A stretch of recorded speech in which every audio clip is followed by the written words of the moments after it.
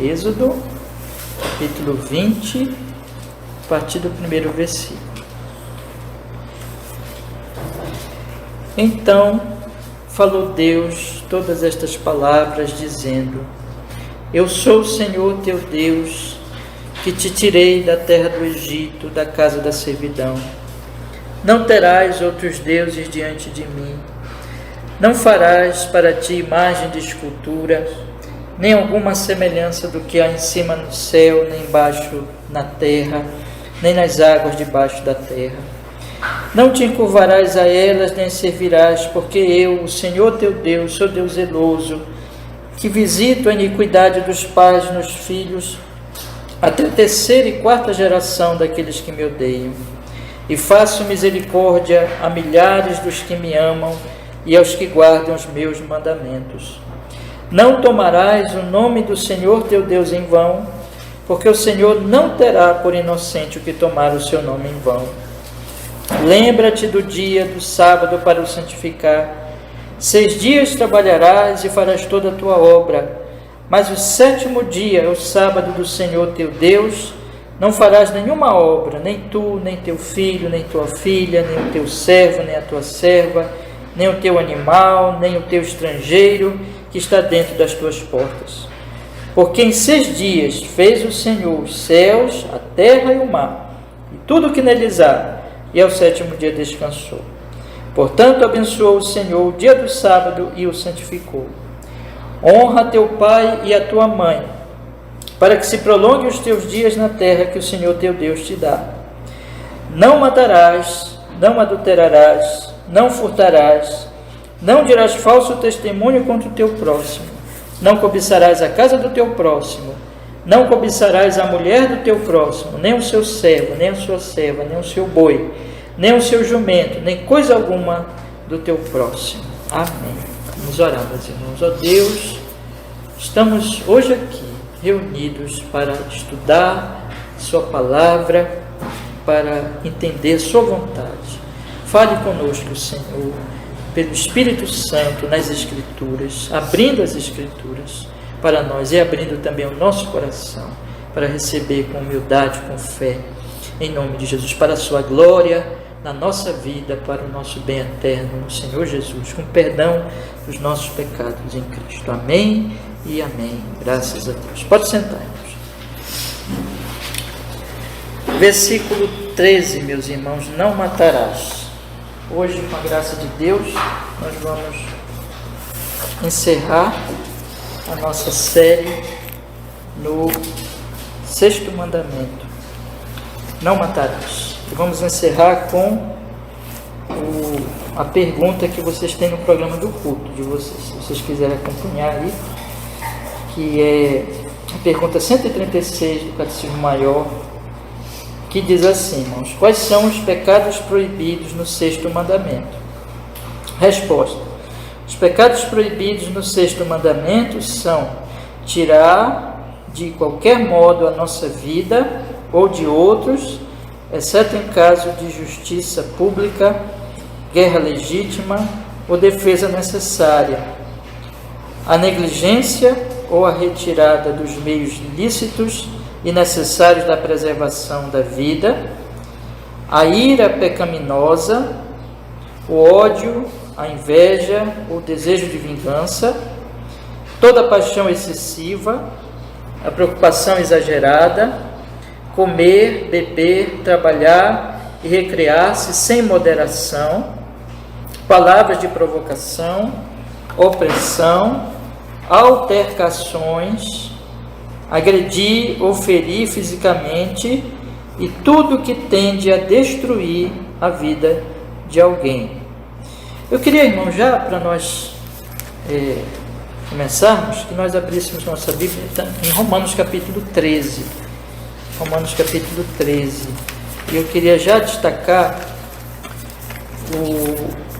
um dos versículos, irmãos. 2 versículos que nós temos aqui em Romanos capítulo 13. O primeiro versículo e o versículo 8. Vamos iniciar com esses 2 versículos. O primeiro versículo, Romanos capítulo 13, o primeiro versículo, que diz assim: toda alma esteja sujeita às autoridades superiores, porque não há autoridade que não venha de Deus, e as autoridades que há foram ordenadas por Deus. E o versículo 8, que diz assim: a ninguém devais coisa alguma, a não ser o amor com que vos ameis uns aos outros, porque quem ama aos outros cumpriu a lei. E eu queria também acrescentar, irmãos, o versículo 10, que diz: o amor não faz mal ao próximo, de sorte que o cumprimento da lei é o amor. Então, hoje nós estamos encerrando, irmãos, essa série de estudos no sexto mandamento. Se Deus quiser, domingo que vem nós vamos ter uma aula sobre a igreja, sobre o nosso curso sobre a igreja, começar a estudar as cartas pastorais. Aí no outro domingo nós vamos começar a estudar o sétimo mandamento, se Deus quiser, né? E aí vamos começar uma outra série no sétimo mandamento.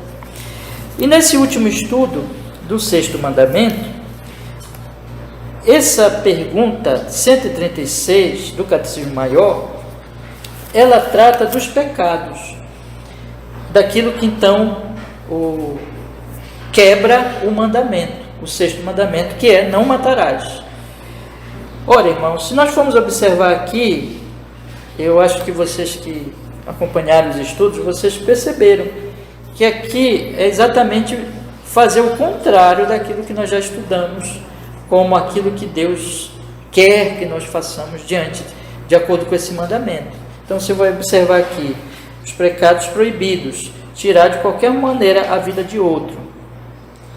Depois eu vou colocar aqui a exceção, mas eu quero só citar aqui os pecados, né? Tirar de qualquer maneira a vida de outro, retirada dos meios lícitos para preservar a vida, a ira, o ódio, a inveja e a vingança, a paixão excessiva, a preocupação exagerada, comer, beber, trabalhar, recrear sem equilíbrio, sem moderação, palavras de provocação, opressão, altercações, agredir ou ferir fisicamente, e finalmente tudo que tende a destruir a vida de alguém. Então, esses pecados, irmãos, eles são exatamente contrários àquilo que nós temos visto ao longo dos nossos estudos.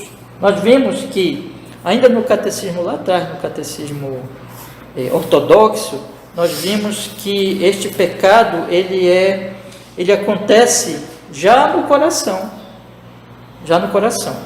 e aí ele se manifesta em desejos, ele se manifesta em palavras e obras, desejando, fazendo tudo para provocar a morte e a destruição do nosso semelhante. Já começa lá no coração, como nós vimos. Nós vimos que, então, Deus ele quer o quê? Deus ele quer que nós não odiemos, não nos vinguemos, mas esse é o lado negativo, né? Lembra também, ainda no Catecismo Ortodoxo, mas que nós tenhamos o lado positivo. Nós amemos a todos e trabalhemos pela vida de todos, até dos nossos inimigos, até daqueles que nos odeiam. E no Catecismo Maior, nós vimos aqui na pergunta anterior, pergunta 135, várias recomendações bíblicas de como aplicar este mandamento. Então, esses pecados aqui são exatamente aquilo que contraria o que o Senhor nosso Deus nos ordenou nesse mandamento. Então, pecar é fazer estas coisas aqui. Mas uma coisa, então, eu quero estabelecer aqui para os irmãos, que nós aprendemos aqui. O Senhor Jesus Cristo nos ensinou que este pecado, ele começa no coração. Esse pecado assim, olha, a vida do nosso próximo, ela deve ser preservada, e nós devemos, esse é o mandamento, né? E nós devemos preservar e fazer tudo o que contribui para a preservação da vida do nosso próximo. E nós vimos que isso tem que ser amor, uma expressão de amor, algo positivo, não somente assim, eu não vou odiar, eu não vou me vingar, mas eu tenho que amar o próximo. Como Jesus disse, né? Jesus resumiu os 10 mandamentos: amar a Deus sobre todas as coisas e ao próximo como a si mesmo. Agora, esse amor, por que eu li esses 3 versículos aqui com os irmãos? O versículo 1, o versículo 8, depois acrescentamos o versículo 10. Porque o versículo 1, quando o apóstolo Paulo fala, ele fala exatamente da preservação da vida, dizendo que o Estado é necessário, as autoridades são necessárias, porque você observa aqui que ele diz assim, olha, os magistrados, veja o que ele diz no versículo 3, os magistrados não são terror para as boas obras, mas para as más. Queres tu, pois, não temer autoridade, faz o bem, terás louvor dela. O que são as más obras? São exatamente as obras más de certas pessoas na sociedade que vão matar, que vão prejudicar de alguma maneira a vida do próximo, vão se voltar contra a vida do seu próximo. Então são as más obras aqui. Por quê? Porque Paulo, ele diz no versículo 3, porque os magistrados não são terror para as boas obras, mas para as más. Queres tu não temer autoridade? Olha só, queres tu não temer autoridade? Faze o bem. Faze o bem. Então ele está dizendo assim, olha, Deus institui as autoridades para punir quem faz o mal. Mas se tu fazes o bem, não precisa ter medo das autoridades. Mas ele acrescenta no versículo 5, ele diz assim, eu vou ler o 4 e o 5, aliás, ele diz assim, porque ela, as autoridades, né, é ministro de Deus para teu bem, mas se fizeres o mal, teme, pois não traz em vão a espada, porque é ministro de Deus e vingador para castigar o que faz o mal. Ou seja, a autoridade tem poder dado por Deus para usar a espada, se for preciso, até, olha só, até matar quem faz o mal. Nós sabemos que isso acontece, né, irmão? Vamos dizer, uma situação em que tem lá um sequestrador, em que tem um criminoso que vai matar uma pessoa e a polícia então mata esse criminoso. Por quê? Por que mata? Porque ele faz o mal. E nesse caso é a vontade de Deus.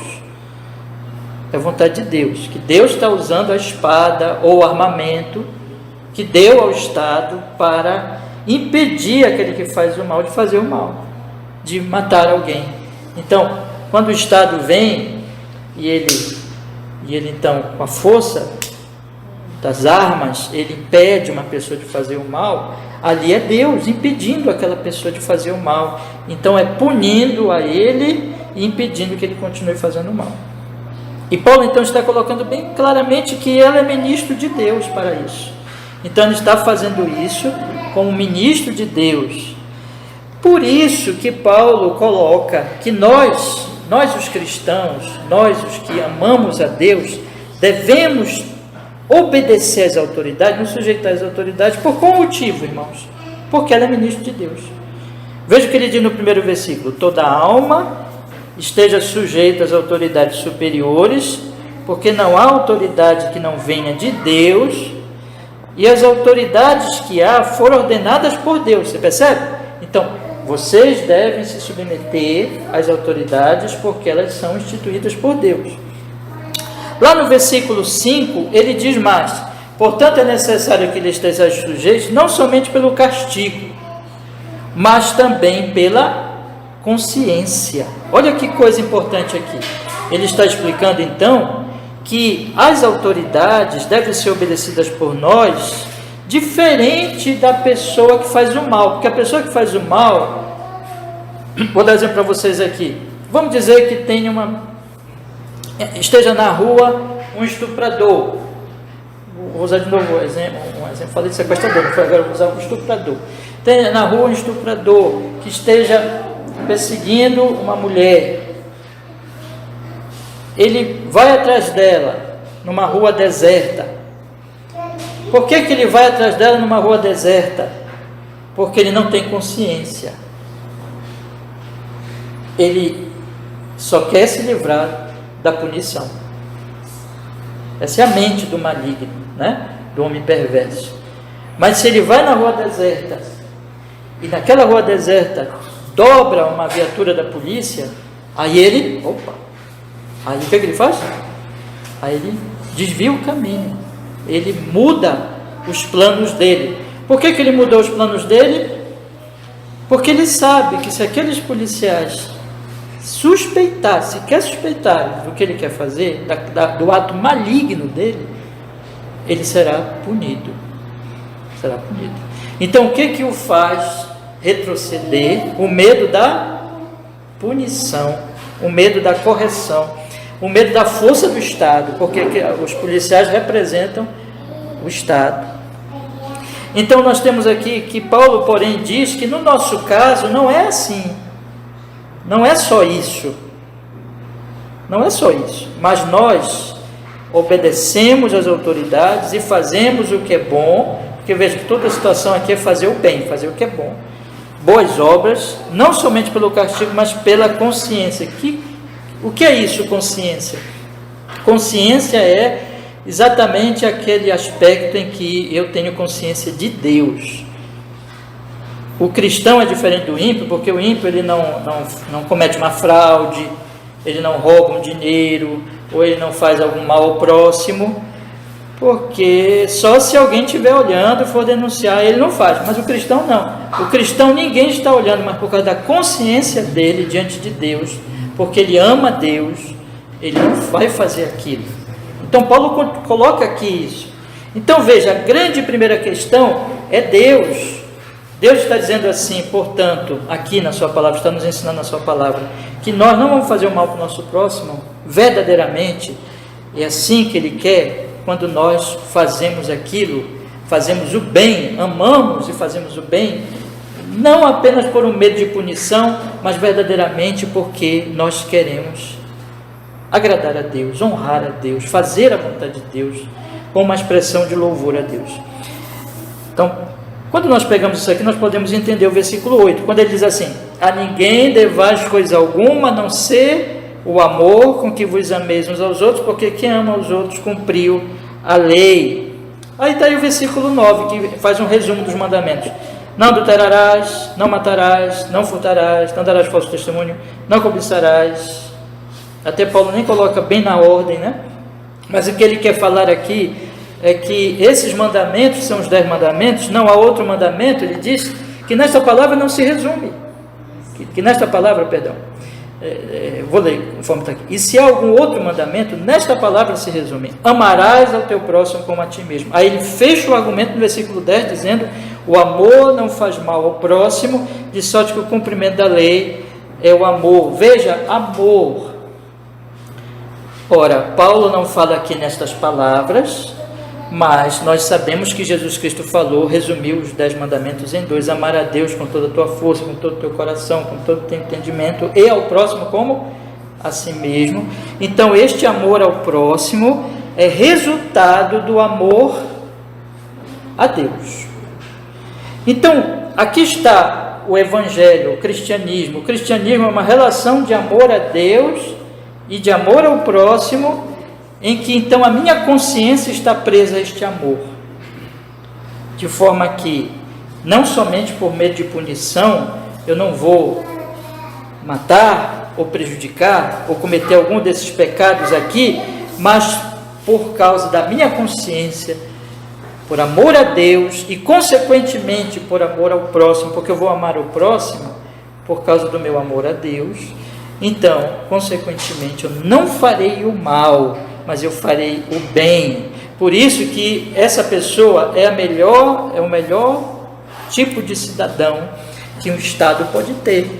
Por isso que Paulo diz aqui, olha, obedeçam, façam o bem, mas ele está falando para cristãos, não é? Por causa de Deus, porque vocês amam Deus, então vocês não devem ser revoltados com a autoridade, vocês devem respeitar a autoridade e cumprir as leis e fazer o bem. E aí você não precisa temer a autoridade, ter medo da autoridade, porque a autoridade, ela é exatamente para aquele que faz o mal, que não é o caso de vocês são cristãos, vocês são filhos de Deus, vocês amam a Deus por dever de consciência, amando a Deus, amando o próximo, façam o bem. Mas o meu ponto aqui é esse, irmãos, que é o amor que leva a fazer o bem. E o que é fazer o mal? No sentido do sexto mandamento. É o que o catecismo está dizendo aqui. Bora relembrar rapidinho, porque cada pecado desse aqui, na verdade, eu já falei ao longo da série. Então, só vou relembrar hoje e mostrar para vocês que isso realmente é fazer o mal, tá? Irmãos, eu vou desligar o ar-condicionado e ligar de novo. Eu acho que ele deu uma travada aí, tá? Só para a gente não ficar com muito calor. Daqui a pouco eu ligo de novo para ele voltar a funcionar. Então, veja, vamos olhar aqui. Os pecados proibidos no sexto mandamento são tirar de qualquer modo a nossa vida ou de outros. Vamos começar por aqui. Tirar de qualquer modo a nossa vida e não de outros. Essa é claro, o pecado essencial contra este mandamento. Porque se o mandamento diz, o que o mandamento diz, irmãos? Não matarás. Então é evidente, é claro que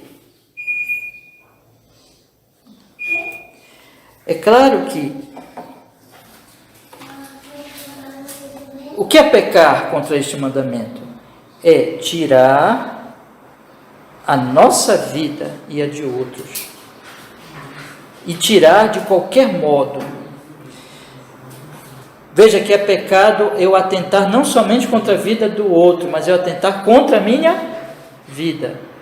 Eu sou um ser humano. Então, esse mandamento não é só assim, não matar o outro, mas eu não me matar.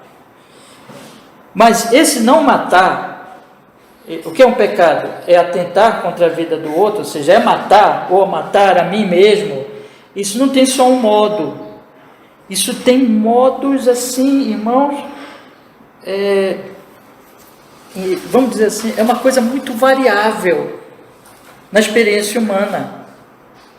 Porque as pessoas pensam assim, eu não me mato se eu não pegar uma arma, dar um tiro na minha cabeça, ou não me jogar na frente de um carro, aí eu não me mato, ou eu não mato o outro quando eu não faço isso, né? Quando eu não estou fazendo isso. Não, o que a Bíblia vai ensinar? Nós lemos aqui que não é só isso. Isso envolve, irmãos, tanto uma variedade de práticas, de modos, como envolve também uma variedade, irmãos, vou colocar assim, de níveis de ações. Eu quero colocar da seguinte maneira. Por exemplo, uma pessoa que ela não vai matar o outro, mas lembra que a Bíblia falou assim, ela não vai matar pegando uma arma, fazendo alguma coisa, mas ela não vai colocar um parapeito no andar de cima. Então, veja, percebe aí? Um modo diferente, ela vai estar pondo em risco a vida dela e a vida do outro. Então, toca nesse modo diferente, mas toca também não somente no ato em si, mas já lá naquele pensamento. Jesus Cristo disse que a coisa começa no coração, a cobiça começa no coração, o assassinato começa no coração, né? O adultério, melhor dizendo, até falei errado, o adultério começa com a cobiça, começa no coração, o assassinato começa com ódio. Então, alguém pode matar de várias maneiras, a si e ao outro, e pode também matar o outro dentro de si. Então, esses modos, eles envolvem práticas, mas eles envolvem também essas, vamos dizer assim, essas escalas de profundidade. Às vezes a pessoa não vai praticar, mas ela vai desejar. E ela vai, por exemplo, quando alguém morre, ela vai gozar com a morte daquela pessoa que ela odeia, que ela não suporta. Então, quebrou este mandamento, e isso não deve ser feito contra si, nem contra o outro. Vamos continuar aqui. Existe uma exceção. Existem 3 exceções que coloca aqui: justiça pública, guerra legítima e defesa necessária. Por isso que eu já fiz questão de ler Romanos 13, que aqui a gente já mata, né? Essa questão aqui. Falei para vocês que Paulo diz, a autoridade usa a espada, então justiça pública. Justiça pública. Nesse caso, não é quebrar esse mandamento. Outra coisa, guerra legítima. No caso, quando nós temos aqui duas coisas aqui, guerra legítima e defesa necessária. Nós temos aqui aquilo que nós poderíamos chamar de uma defesa legítima, que está envolvido tanto nessa defesa necessária, que envolve mais a coisa pessoal, como a guerra legítima, que envolve uma nação. Então, se há um opressor, se há alguém que está ali vindo para matar, pode ser um homem, pode ser uma nação. Então, neste caso, a reação para proteger a vida dos cidadãos, no caso de uma nação, ou a reação para proteger a minha vida ou a vida de outros, no caso da defesa necessária. Nesse caso, nessas três exceções, quais são, meus irmãos? Justiça pública, guerra legítima, defesa necessária, não quebra o mandamento. Tá? Eu não vou falar mais, porque eu já tratei mais detalhadamente cada uma dessas questões, meus irmãos, mas eu só quero acrescentar uma coisa aqui. A guerra, geralmente, mesmo que ela comece legítima, depois ela se torna ilegítima. Por isso que é muito difícil os dois lados manterem a justiça. É muito difícil, irmãos. Né? Por isso que Deus nos livre da guerra. Mas eu quero colocar esse ponto aqui. Vamos ver agora outro pecado, a negligência ou a retirada dos meios lícitos e necessários de preservação da vida. A negligência ou a retirada dos meios lícitos necessários para a preservação da vida. Aqui, veja que é você retirar qualquer coisa que preserve a vida. Eu falei do parapeito, né? É um exemplo prático que está nas Escrituras. Mas aí nós podemos dizer, meus irmãos, podemos aplicar em todo tipo de coisa. Faltar remédio, faltar vacina, faltar tratamento, não ter sinalização pública, ou a pessoa não cuidar de todas as suas ações, ela ali, vamos dizer assim, observar tudo que seja necessário para a preservação da vida e negligenciar isso em qualquer obra sua. Pode ser quando ela faz a sua casa, pode ser quando ela constrói alguma coisa em relação ao seu trabalho, enfim, isso é vastíssimo, vocês percebem? Então, observar a negligência ou a retirada dos meios, veja, os meios lícitos, duas coisas, né? Lícitos, tudo que está de acordo com a lei santa de Deus, e necessários, ou seja, são necessários, essenciais. Sem isso, a vida pode ser ceifada. Então, se for retirada, se for negligenciada, se for retirada esses meios lícitos e necessários para a preservação da vida, quebra esse mandamento. Vamos continuar. Agora nós vamos ver 3 pecados aqui que são do coração: a ira pecaminosa, o ódio, a inveja, o desejo de vingança. Quando coloca aqui ira pecaminosa, nós devemos pensar no seguinte, meus irmãos: na verdade existe só uma ira que está totalmente isenta de pecado, né? O apóstolo Paulo está falando aqui, meus irmãos, quando ele diz no versículo 4, porque ela é ministro de Deus para o teu bem, ele está falando exatamente da justiça de Deus, punitiva de Deus, contra o criminoso, contra o bandido, e isso é ira justa, porque Deus não pode compactuar com o mal. Tem aquele versículo tão conhecido nosso, versículo 18 do primeiro capítulo de Romanos, você não precisa ler, todo mundo já conhece bem, mas eu vou ler aqui. Porque do céu se manifesta a ira de Deus sobre toda impiedade e injustiça dos homens que detêm a verdade e injustiça. Então a ira santa de Deus é uma ira justa, é uma ira contrária à injustiça, portanto uma ira justa. Mas a Bíblia também diz: a ira humana não produz a justiça de Deus. Não se ponha o sol sobre a tua ira. Então veja, é muito difícil quando você está irado, você não ser injusto. Só existe uma ira absolutamente justa e santa. Por isso, não fique irado. Na verdade, a ira humana, em geral, ela sempre vai levar à injustiça e, portanto, a quebrar este mandamento já no coração, a desejar a morte do próximo. Então, ela é fonte desse pecado. Por isso que quando nós nos iramos, já estamos quebrando esse pecado, iramos de forma injusta, pecaminosa, já estamos cometendo esse pecado. O ódio, que é já aquela coisa mesmo, arraigada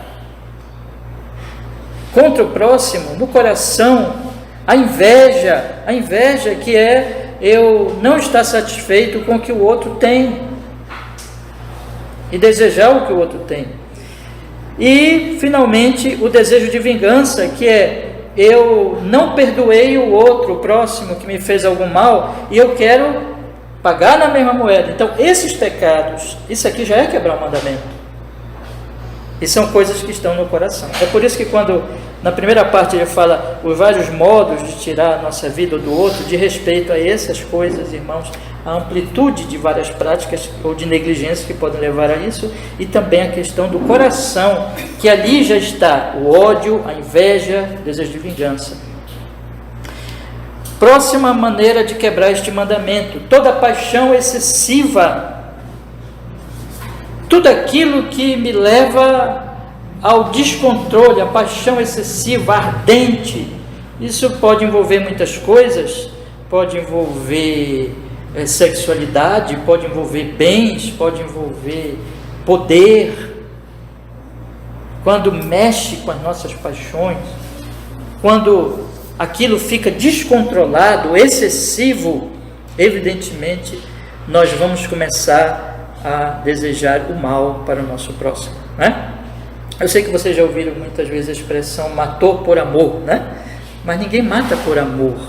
As pessoas matam por paixão excessiva, matam por ódio, desejo de domínio do próximo, egoísmo puro, não é nada de amor. Então, ou mata porque é muito apegado a uma coisa, muito apegado a um bem. Esses dias aí eu ouvi de um caso assim, terrível, irmãos, terrível.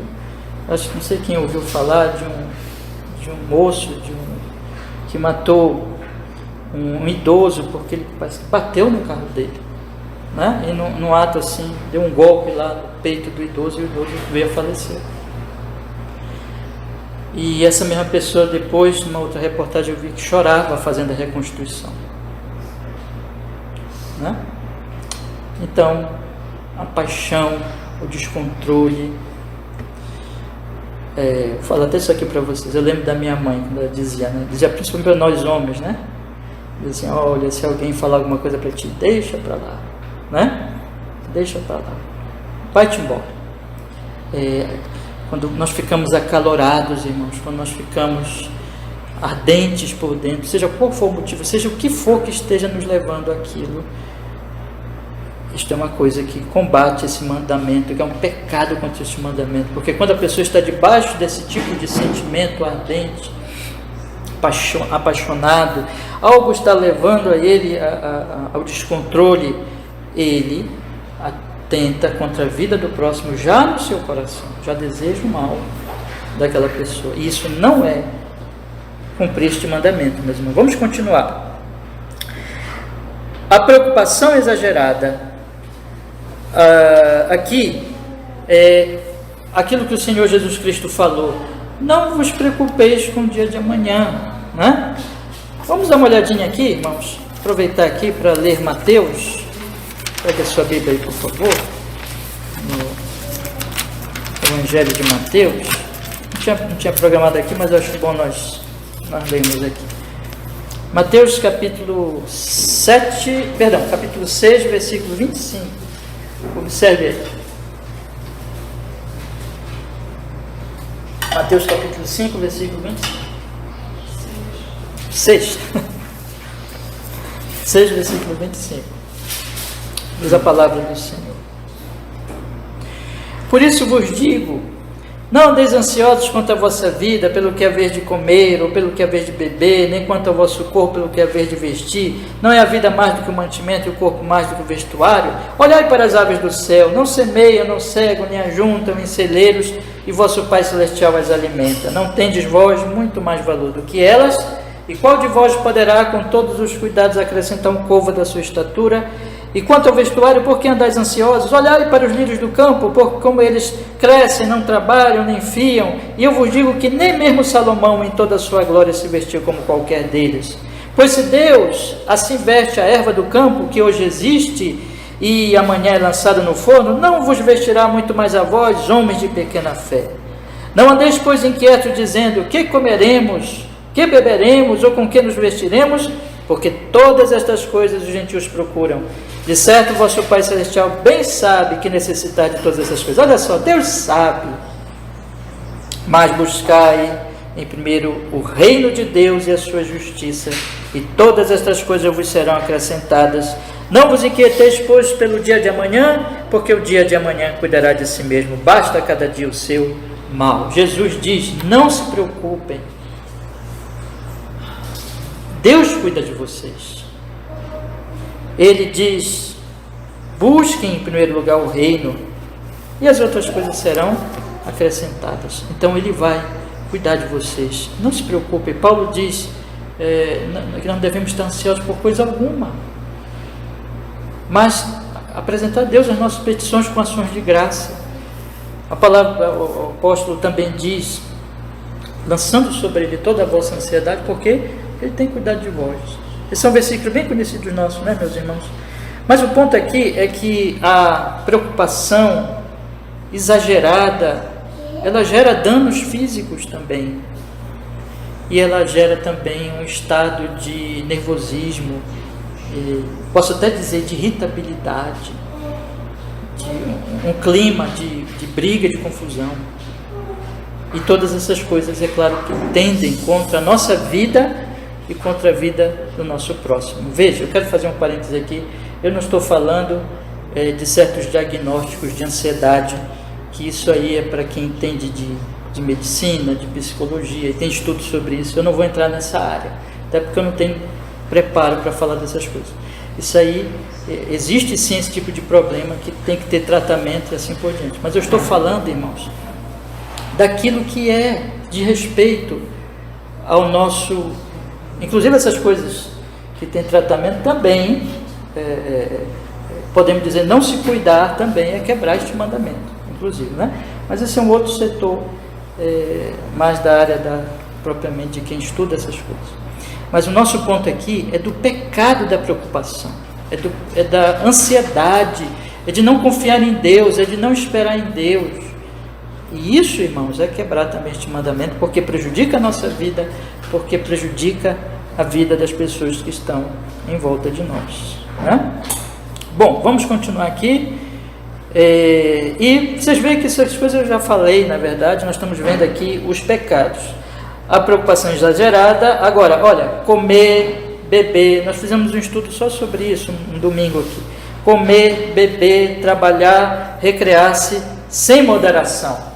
Então, comer muito, quem come muito está se matando. Beber muito, quem bebe muito está se matando. Trabalhar muito, quem trabalha muito está se matando. Recrear-se muito, quem vive na preguiça, na indolência, só brincando, só se recreando, querendo ter lazer, também está se matando.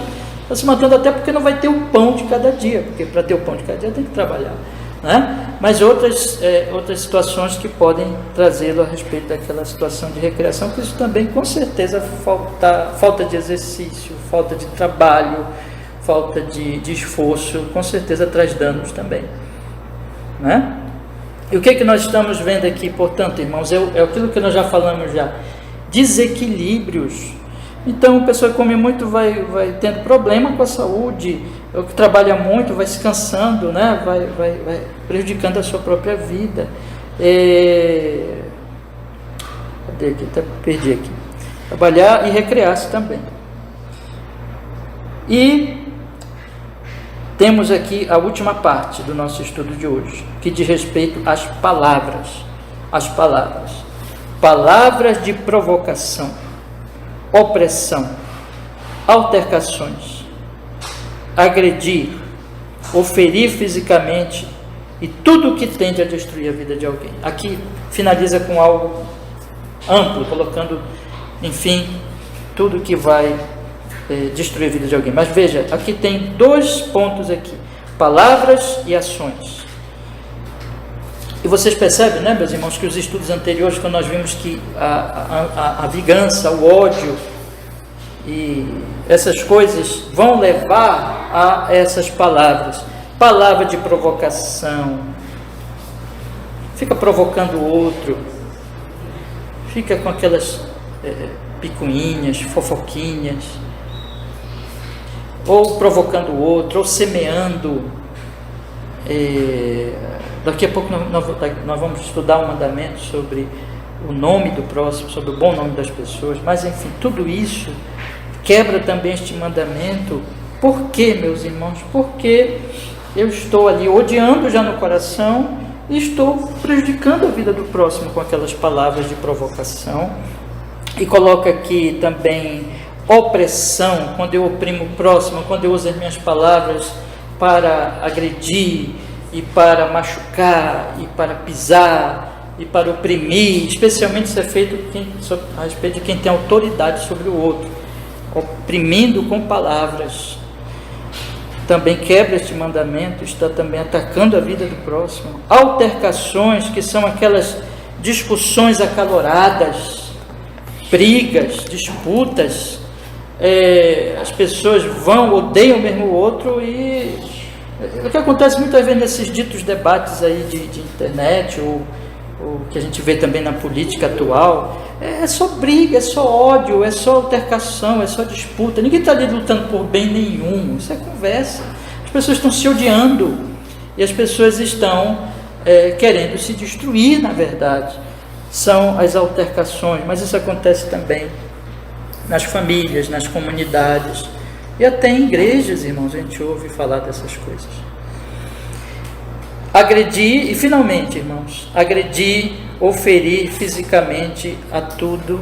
Agredir, oferir fisicamente. Aqui é o ponto, você percebe que é só por última que ele põe agredir, oferir fisicamente, que é o quê?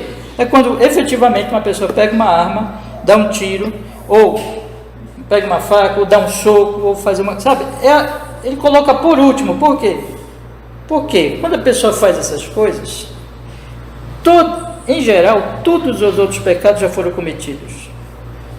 Todos esses outros pecados. Especialmente a questão da vingança, do ódio, né? Da opressão, da provocação, da altercação. Já foi cometido.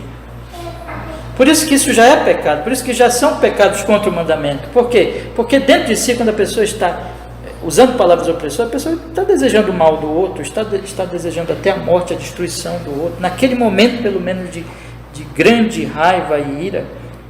Então, a agressão, oferir fisicamente, evidentemente, é a consumação, é aquele pecado propriamente dito, né? Já ali, indo ao fato, à prática mesmo. Mas não é só isso, não é só isso. Tanto que se põe por último aqui. E se finaliza dizendo tudo o que tende a destruir a vida de alguém. Tudo o que tende a destruir a vida de alguém. Veja que o mandamento é amplíssimo. Nós poderíamos ficar estudando esse mandamento muitos anos. E na verdade, irmãos, todos os mandamentos é para nós continuarmos meditando e refletindo. E pensando assim, veja, o que este meu pensamento contra aquela pessoa, este meu desejo contra aquela pessoa, esta minha palavra contra esta pessoa, em relação, às vezes não é nem contra, eu nem me dou conta de que é contra, mas eu vou colocar assim. Então, aquele pensamento em relação à pessoa, sentimento em relação à pessoa, palavra em relação àquela pessoa, ou aquelas pessoas, ações em relação àquelas pessoas, não colocando apenas o ato em si de agredir ou ferir fisicamente, mas qualquer coisa que tende a destruir a vida dela, quebra o mandamento: não matarás. Então, desde que eu pense mal, desde que eu deseje o mal, desde que eu planeje o mal de algum sentido, ou me regozije com o mal, desde que eu sinta algo mal, meu coração fica ardendo contra, malignamente, de alguma maneira, em algum sentido, contra aquela pessoa, desde que eu fale algo que tenda ao mal dela e ao prejuízo dela, e desde que eu faça algo no mesmo sentido, eu estou quebrando este mandamento. É claro, meus irmãos, que isso então é muito amplo, de respeito a uma variedade de ações e a profundidade que chega até o coração. Eu quero encerrar dizendo o seguinte: qual é a cura disso? É o amor de Deus, é o Evangelho de Jesus. Eu quero encerrar dizendo aos meus irmãos que todas as vezes que você estiver sentindo raiva de alguém, e algumas dessas coisas aqui, você estiver sentindo algo ruim, ou falando, se você chegar a falar ou pensar, vá à cruz de Jesus Cristo. Medite no que Jesus fez por você. Medite que o Deus Santíssimo desceu a este mundo para morrer numa cruz por seus pecados, porque Ele te amou. E deixe seu coração ser aquecido pelo amor de Deus. E você vai ver, pela graça do Espírito Santo, que você vai poder perdoar qualquer pessoa, e amar, e orar, e desejar o bem dela, não importa quem seja. E, meus irmãos, eu quero então encerrar voltando para Êxodo, capítulo 20, foi o texto que nós iniciamos nesta manhã, quando diz aqui os primeiros versículos: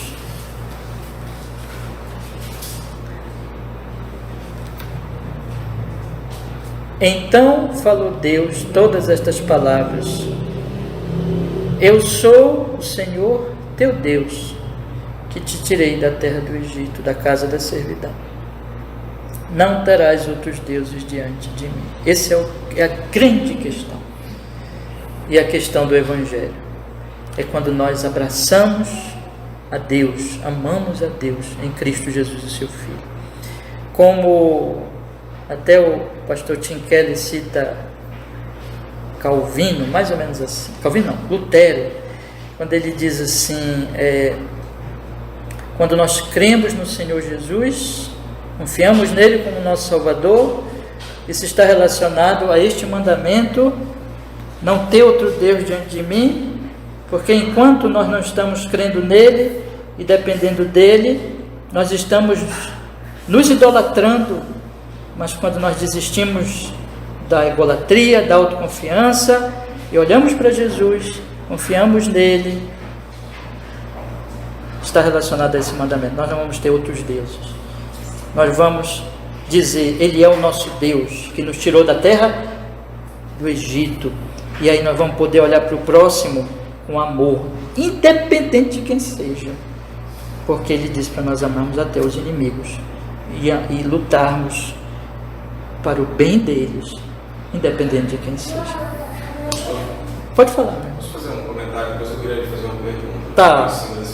Tá, pode fazer. Quando Deus cria o homem, e ele diz que ele fez a sua imagem e semelhança, isso sempre há uma aliança estabelecida logo em seguida. Ele abençoou. E a gente vê isso com Adão, com Eva, e depois com Noé. Em outros momentos da Bíblia também ocorre, no momento da aliança, uma referência ao governo, à imagem de Deus. Considerando que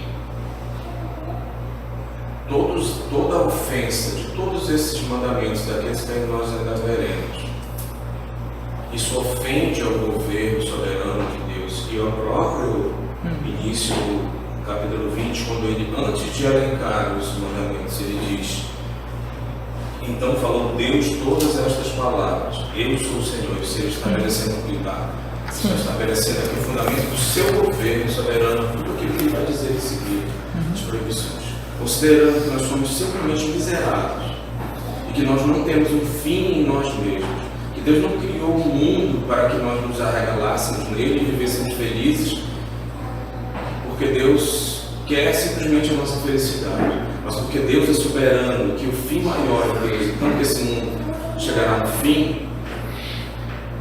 Considerando todo esse contexto, essas ofensas elencadas e tudo aquilo que nós fazemos, na verdade, tem um fim maior, que é atender a esse governo soberano de Deus, em submissão e em respeito àquilo que nos deu, a sua imagem. O senhor concorda que o fim sempre é Deus? Porque assim, o senhor faz sempre, isso eu acho que é o que permeia tudo, é o amor de Deus. Sim. Mas o senhor concorda também que, na verdade, tudo isso é porque isso ofende no final a Deus. Não porque Ele quer organizar uma sociedade onde ela tenha harmonia, onde esse mundo possa viver, e não haja violência, não haja maldade, não haja imoralidade. Mas porque há um Deus soberano, que quando nós fazemos isso, nós transgredimos a imagem desse Deus. Sim, sim, exatamente. É por isso, até para enfatizar aqui, irmão, tudo tem a ver com Deus. E quando nós falamos, por exemplo, no amor, quando a Bíblia diz assim, se eu falar alguma coisa aqui, irmão, quiser acrescentar, fica à vontade, mas quando a Bíblia diz, para a gente entender, deixa eu ver se eu me entendi direitinho aí, a gente vai conversar. Quando a Bíblia diz assim, que Deus é amor, então o amor permeia todas as suas ações, todas, inclusive a justiça dele, né? Inclusive a justiça dele. Então, porque ele é amor, ele não pode tolerar o ódio, ele não pode tolerar a maldade, a perversidade, a injustiça. Então, a essência do mandamento é amá-lo. Ele disse, né? Amar a Deus sobre todas as coisas. E aí, quando eu o amo, tendo sido amado por Ele, tudo vai girar em torno dele, absolutamente tudo. Eu acho que é isso que o irmão quis dizer, né? Que sempre nós vamos... a questão mais importante é Ele está sendo amado, glorificado, honrado, bendito. Eu digo isso sim, pastor. Parece ser uma questão óbvia, não está falando uma questão óbvia, mas é porque hoje a gente vive tempos, se a gente for assistir as pregações, o que alguns irmãos falam, chamados irmãos, o que se discute dentro, às vezes, algumas doutrinas, são coisas que visam o homem, que visam a melhora da sociedade, que visam o restabelecimento de uma moralidade, que visam o estabelecimento de uma chamada paz mundial. Sim, sim. E assim, o que eu estou colocando é tentando colocar as coisas no seu devido eixo. Deus. É como se o irmão está dizendo então que eles estão buscando isso, descartado, colocando como se o homem fosse realmente a questão principal, a justiça, a ordem, né? E vamos dizer assim, divorciando isso de Deus. É isso que você está falando? Sim, entendi. E é exatamente isso que os 10 mandamentos vão corrigir. Por quê? Porque eles colocam primeiro a aliança. Tudo é sempre pactual. Você começou falando você falou no início. E, por exemplo, o casamento é um pacto. Tudo é pactual. Não é simplesmente assim, vamos ficar juntos se a gente se sentir bem. No momento que eu não me sinto bem, eu vou te largar, né? Mas é pactual, ou seja, eu fiz um pacto contigo diante de Deus, e nem sempre eu vou me sentir bem, mas por causa do pacto e por amor a Deus, eu vou ficar contigo, eu vou te honrar dentro daquele pacto matrimonial. Então tudo é pactual, e é pactual significando pacto diante de Deus, né? Então Deus é o centro, tudo deve ser feito para Ele, para a honra dEle. E tem uma pregação que eu ouvi ontem, irmão, até acrescentando aqui, do Lloyd Jones em Atos, em que ele fala isso em Atos, ele fala isso também no Sermão da Montanha. Ele diz assim: os homens estão em busca da felicidade, mas ele diz, não, a felicidade não é para ser buscada, quem tem que ser buscado é Deus. E aí nós vamos ter a felicidade como produto, como resultado, né? Por isso que ele diz, bem-aventurados que choram, porque serão o quê? Consolados. Parece uma contradição, né? Como é que eu vou ficar chorando e vou ser consolado? Quer dizer, o que ele quer dizer? Bem-aventurados que lamentam seus pecados, se arrependem, se humilham diante de Deus, e eles terão consolo do Espírito Santo. Eles são bem-aventurados, serão felizes. Esse ponto. Né? Sim. Os mandamentos, eles não são um fim em si mesmo. Eles são instrumentos para a obediência ao governo soberano. Eu acho que a igreja, nos nossos tempos, perdeu isso. Isso que eu entendo, sim. Então sempre, eu acho que eu não entendi, né? Sim.